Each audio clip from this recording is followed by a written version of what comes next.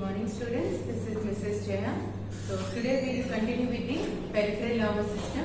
So the other day we finished with central nervous system, which includes the brain and spinal cord, and we had studied the different parts of the brain and its functions, the ventricles of the brain and cerebrospinal fluid and all. So with that we finished with the major part of the central nervous system, the brain. Spinal cord and all we shall study it in the later classes, not much to do about it. And then so today we finish with the peripheral nervous system.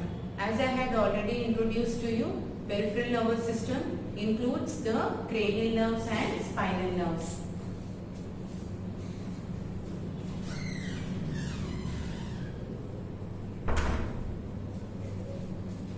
Cranial nerves, which are 12 pairs, and spinal nerves, 31 pairs, out of which 8 are cervical, 12 thoracic, 5 lumbar, 5 sacral, and 1 coccygeal. Okay. So today we shall go in detail about what is meant by a nerve. Okay. In this peripheral nervous system, it is mainly divided into somatic nervous system and autonomic nervous system. Okay.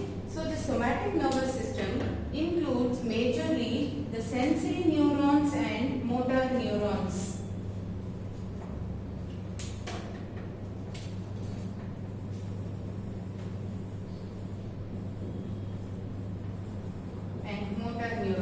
So sensory neurons receive the sensory impulses, motor neurons, they help in voluntary movements.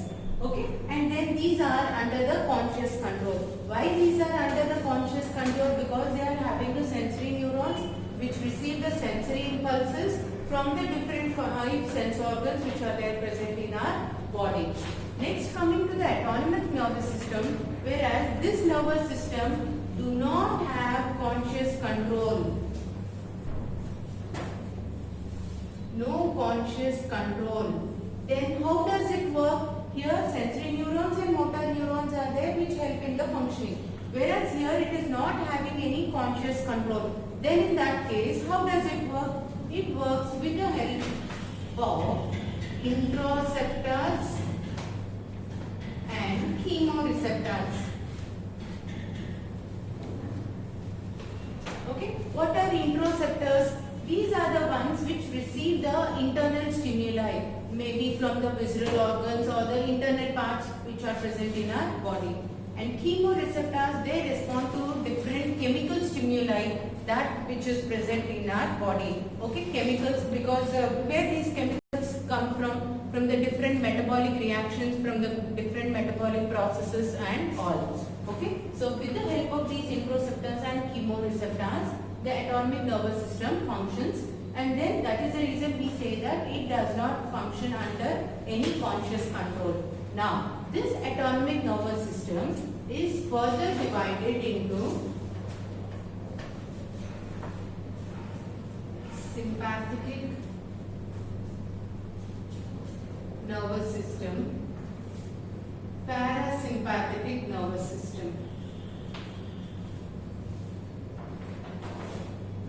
First of all, what is this peripheral nervous system? Periphery means next, okay, side, towards the outside. That means we already studied about the structure of the brain, okay. The brain continues with that of the spinal cord, so together it acts as the central nervous system. So apart from the central nervous system, that means apart from the brain and the spinal cord, there is another system which is present which helps in coordinating the functions from the brain to the rest of the body, or from the spinal cord to the rest of the body, like limbs and different parts of the body and different extremities of the body, to the different limbs and to the different organs. Okay. So let us study in detail what this peripheral nervous system comprises of. Okay. So first of all, what are I told, coming back to this, what are these nerves? And you might have come across the word ganglion. What are these nerves and what are these ganglion? If you can remember or if you can recollect, we studied that a group of cell bodies in the central nervous system, in the peripheral nervous system. A group of cell bodies in the central nervous system, if you can remember, we called it as nucleus. Whereas in the peripheral nervous system, we called it as ganglion. Whereas a group of axons in the central nervous system, we called it as tracts. Whereas in the peripheral nervous system, we call them as nerves. Right? So these group of cell bodies present in central nervous system, we called it as nucleus. Here in the peripheral nervous system, we called it as ganglion. Whereas group of axons in the central nervous system, we called it as tracts. In peripheral nervous system, we called it as nerves. So these ganglion and nerves together, they make up what is called as the peripheral nervous system. And where these ganglion are present and where these nerves are present, so let us see these ganglion. For example,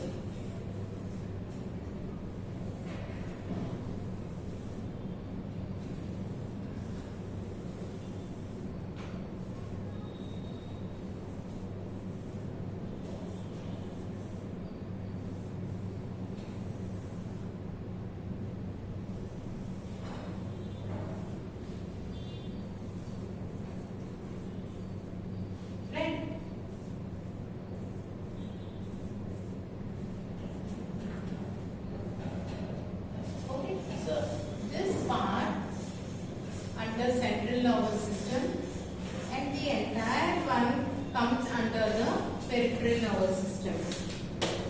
Right? So this part is called as autonomic ganglia or ganglion. Okay. So here again the dendrites communication to this. So this part of the cell body is lying in the central nervous system. That means either it can be in the brain or in the spinal cord. Whereas this part, it is lying in the peripheral nervous system. Okay, so it's like this. So this entire part, it is called as the autonomic ganglion. So before to the ganglion, whatever is present, this is called as preganglion. Preganglionic nerves. Okay, all this whatever is there. And this is what is called as postganglion. Okay, and this part finally it is the target organ.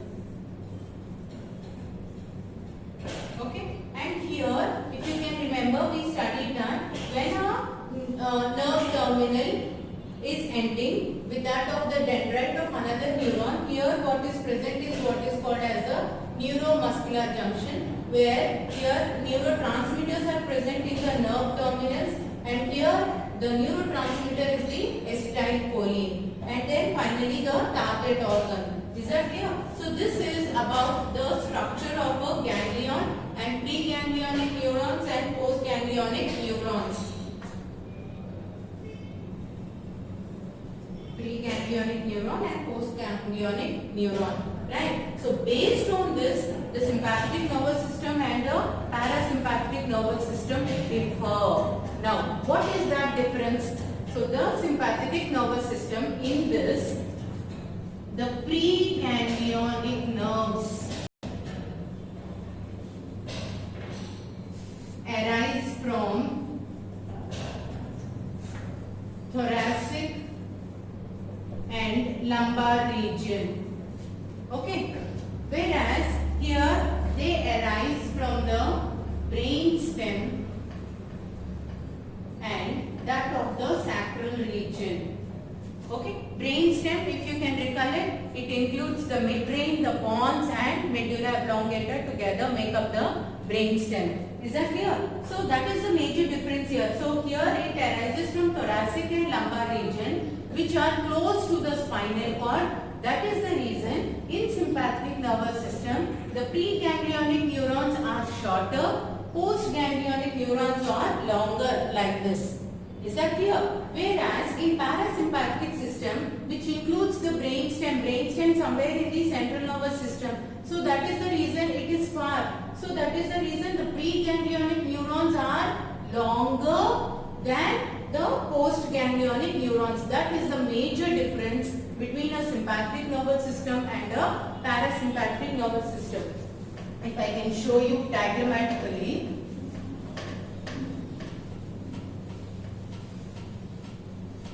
So the same one.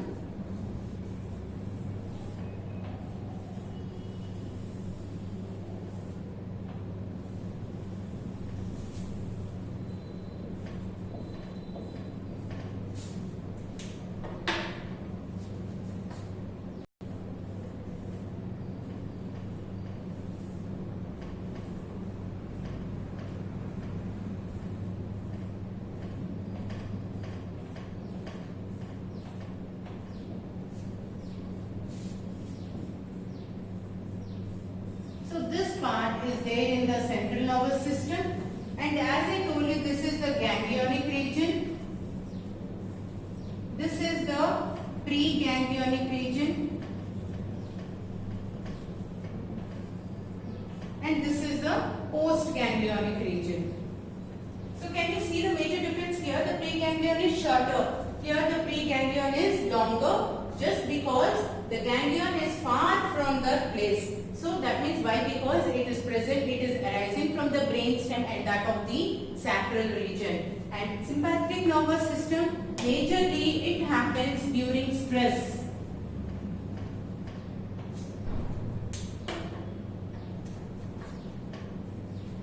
Effect is excitatory, whereas here effect is inhibitory. That means these two simultaneously happen in our body. So the nerves supply the information which had been originated in the central nervous system, either in the brain or spinal cord. From the brain or from the spinal cord, the information will be transmitted to the different organs and to the limbs and all. And as I said, here it is no conscious control and all. Here examples: cardiac muscles, smooth muscles, adipose tissue, etc. So these all work under the autonomic nervous system. That means they are involuntary. Irrespective of our will and wish, they keep on functioning all throughout the lifetime. So let us see some examples which come under the sympathetic and parasympathetic and how do they work.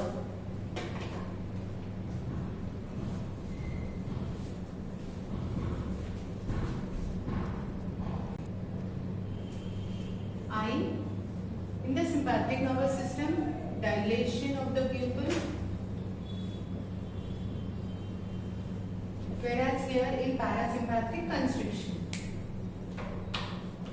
Right? When a pupil dilates, it cannot remain in dilated position all the time. Again, it has to get constricted. That means simultaneously these processes have to happen. Dilation, constriction. Okay? And then heart rate increases, whereas here decrease in heart rate. Okay? Whereas blood vessels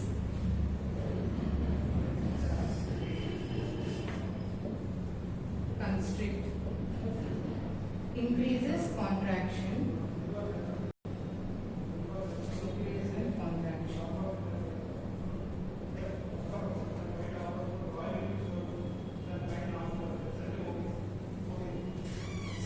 See here, only when the blood vessels constrict, lot of blood can be pushed forward. That means they can, because of contraction, more amount of blood will be supplied. So that is about the eye, the heart rate and the blood vessels.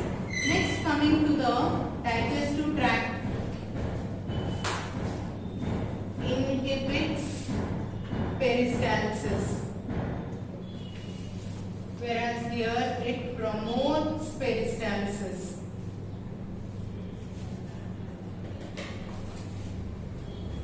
salivary glands, inhibits salivary secretions, whereas here it promotes. Pancreas, islets of Langerhans and all come under pancreas, right? So here it inhibits, whereas here it promotes. Lungs, relaxes the bronchi. Here promotes.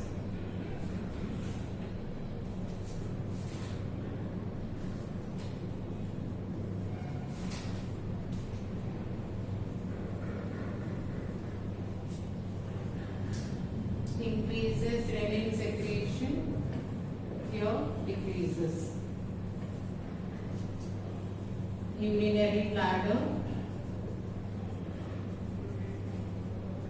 inhibits emptying of bladder, here it promotes. Right? So this is how the sympathetic system and parasympathetic nervous system function. So I shall show you this in a chart form. Okay? Right? So this is how the structure of neuron. Okay? I explained to you. So these are the myelin sheaths, the node of Ranvier. Okay? So this is how the myelin sheath envelops the axon here. Okay? The synaptic knobs and the axon terminals, the Nissl bodies, nucleus, mitochondria, this junction, the node of Ranvier, and then this is how it looks, the structure of a nerve. Okay, so this is the ganglion, and then the front portion of the ganglion, this is what is called as the preganglionic neuron or the nerve, and this is the postganglionic one. Okay, and then you can see here, this is the myelin sheath, the axon which is there inside casket. So this together help in the functioning. So this is how a ganglion looks, and before that is the pre and this is the post.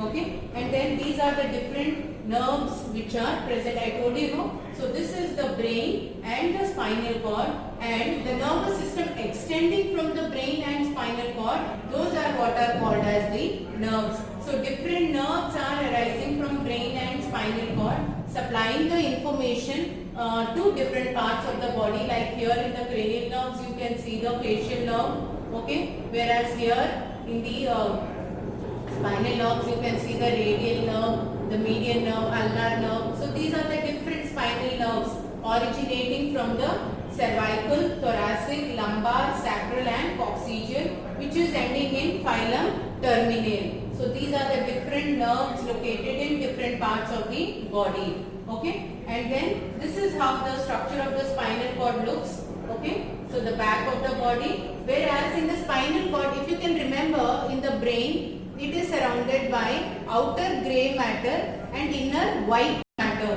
whereas here it's just the opposite. Outer is white matter, inside is grey matter. It is the sensory nerve root, the motor nerve root and the sensory root ganglion, and these are the spinal nerves. So this is entirely the spinal cord, and then these are the spinal nerves which are emerging from that of the spinal cord. Okay, and then this is the central canal where the information gets supplied with, and then the brain structure which we had already seen in the previous class. Is that clear? Thank you.